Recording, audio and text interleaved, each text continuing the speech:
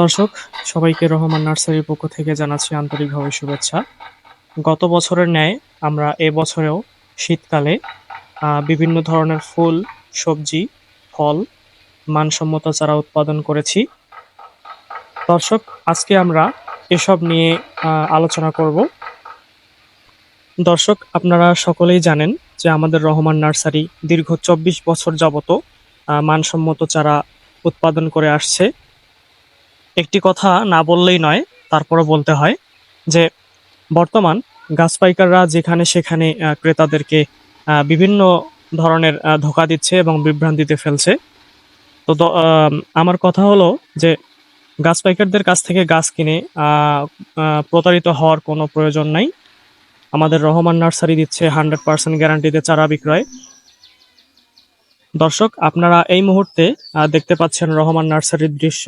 আমরা এখানে যেসব ফল ফুল মানসম্মত চারা উৎপাদন করেছি, আজকে আমরা পুরোপুরিভাবে তা তুলে ধরার চেষ্টা করব আপনাদের সামনে। দর্শক, আমরা সবসময় চেষ্টা করে থাকি যে ক্রেতাদের হাতে সবসময় মানসম্মত এবং সঠিক জাতটি তুলে দেওয়ার জন্য। দর্শক, আমাদের এখানে রয়েছে সূর্যমুখী মরিচ, যেটাকে বলে পুরো পাতাবাহারের মতো। এই মরিচগুলো টবে কিংবা ছাদ বাগানে রাখার জন্য উপযোগী। আর পাশেই দেখতে পাচ্ছেন হাইব্রিড গাঁদা ফুল, এখানে বিভিন্ন কালার রয়েছে।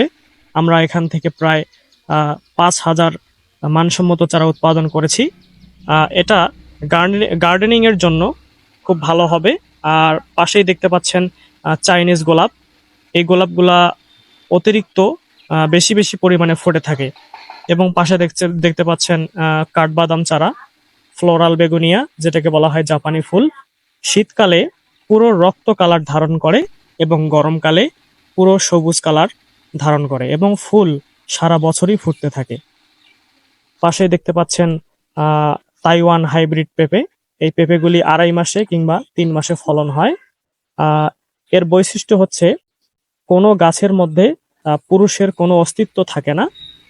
মোটামুটি সব গাছের মধ্যে ফলন ফলে।